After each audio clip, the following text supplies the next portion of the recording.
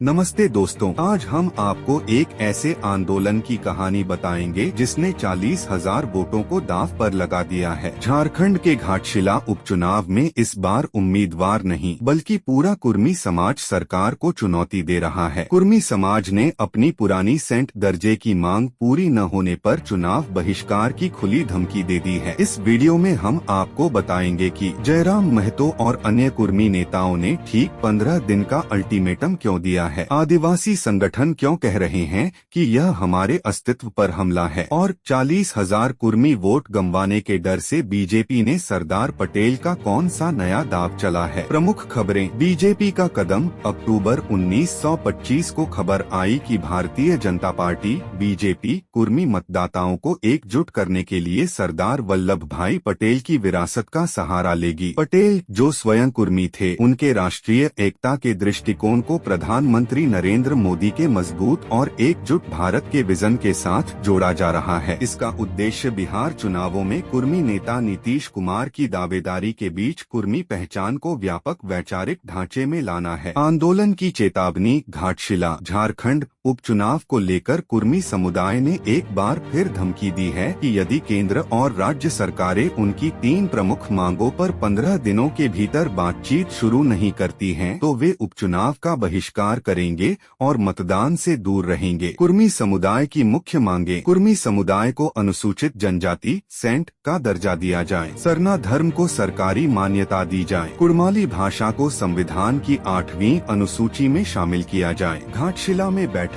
कुर्मी समाज के कार्यकर्ता अमित महतो के अनुसार 26 अक्टूबर को घाटशिला में कुर्मी समुदाय की एक महत्वपूर्ण बैठक आयोजित की गई, जहां नेताओं ने सरकार से उनकी मांगों को पूरा करने का आग्रह किया। आंदोलन के नेता। इस आंदोलन में अमित महतो और शीतल ओहदार, कुर्मी विकास मोर्चा के अध्यक्ष और आदिवासी कुर्मी समाज के सदस्य जैसे नेता सक्रिय रहे हैं। पूर्व में सितंबर में उन्होंने रेल नाकाबंदी को केंद्र सरकार द्वारा गृह मंत्री अमित शाह के साथ बैठक के आश्वासन के बाद वापस लिया था। चुनाव बहिष्कार की सीधी चेतावनी। कुर्मी समाज के प्रमुख कार्यकर्ता अमित महतो ने 25 अक्टूबर को एक बड़ी घोषणा की। उन्होंने चेतावनी दी कि यदि अगले 15 दिनों के भीतर केंद्र और राज्य सरकार उनकी 3 मुख्य मांगों पर बातचीत शुरू नहीं करती है, तो कुर्मी समुदाय एकजुट होकर घाटशिला उपचुनाव का पूर्ण बहिष्कार करेगा और मतदान से दूर रहेगा। यह धमकी इसलिए महत्वपूर्ण है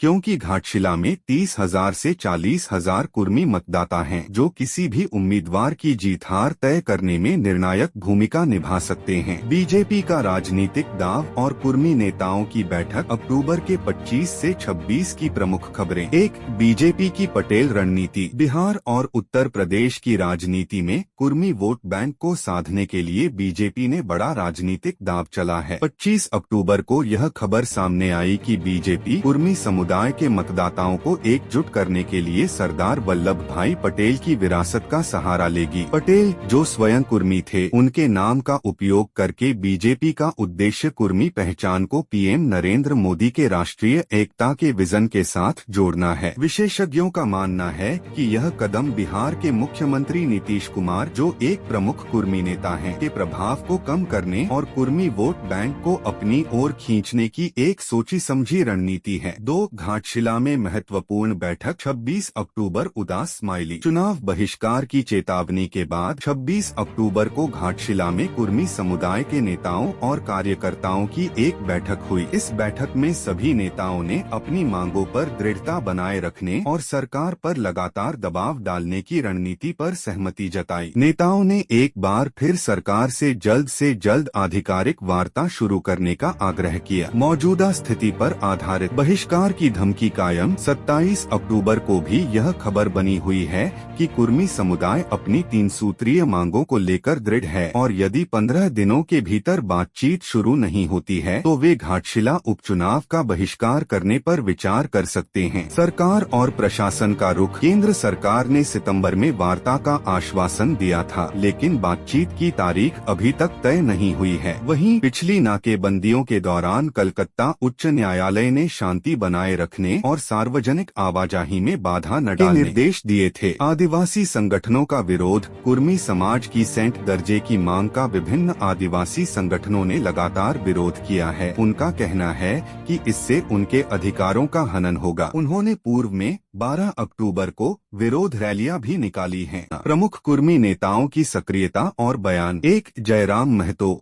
JLKM प्रमुख युवा नेता और झारखंडी भाषा खतियान संघर्ष समिति JLKM के प्रमुख जयराम महतो ने कुर्मी समुदाय की सेंट दर्जे की मांग को अपना खुला समर्थन दिया है। बयान का सार। जयराम महतो ने इस आंदोलन को केवल आरक्षण की नहीं बल्कि पहचान और जमीन के अधिकारों की लड़ाई बताया है। उन्होंने अपने वीडियो संदेशों और सार्वजनिक बैठकों में कहा है कि कुर्मी समुदाय को सेंट सूची में वापस शामिल करना एक संवैधानिक और ऐतिहासिक न्याय है। उन्होंने सरकार से आग्रह किया कि वह तुरंत बातचीत शुरू करे और समाज को आंदोलन के लिए मजबूर न करे। 2 अमित महतो कुर्मी कार्यकर्ता नेता। घाटशिला उपचुनाव को लेकर दबाव बनाने की रणनीति में अमित महतो सबसे आगे रहे। बयान का सार। उन्होंने स्पष्ट रूप से कहा कि अगर 15 दिनों के भीतर सरकार ने सेंट दर्जे, सरनाकोड और कुर्माली भाषा की मांगों पर वार्ता शुरू नहीं की तो कुर्मी समाज घाटशिला उपचुनाव का बहिष्कार करेगा। उन्होंने कहा कि यह फैसला समुदाय के अधिकारों और विशेषाधिकारों की रक्षा के लिए लिया गया है। गतिविधियां। उन्होंने 26 अक्टूबर को घाटशिला में एक महत्वपूर्ण बैठक आयोजित की जिसमें उपचुनाव बहिष्कार के प्रस्ताव पर मुहर लगाई गई। साथ ही उन्होंने बताया कि समुदाय के अधिकारों के प्रति जागरूकता फैलाने के लिए 93 गाँवों में अभियान चलाया जा चुका है। 3 शीतल ओहदार कुर्मी विकास मोर्चा केंद्रीय अध्यक्ष। सितंबर में हुए रेल रोको आंदोलन के प्रमुख चेहरों में से एक शीतल ओहदार ने भी सरकार पर दबाव बनाए रखा। बयान का सार। उन्होंने कहा कि कुर्मी समाज आदिम काल से आदिवासी है और वे अपने संवैधानिक अधिकारों के लिए संघर्ष करते रहेंगे। उन्होंने याद दिलाया कि पिछले रेल रोको आंदोलन को केंद्र सरकार द्वारा गृह मंत्री अमित शाह से मुलाकात के आश्वासन के बाद ही वापस लिया गया था, लेकिन उस बैठक की तारीख अभी भी तय नहीं की गई है। भाग 2 आदिवासी संगठनों का कड़ा विरोध। अन्य लोगों के बयान। कुर्मी समाज की मांगों का राज्य के मूल आदिवासी संगठनों ने तीखा विरोध किया है। उन्होंने चेतावनी दी है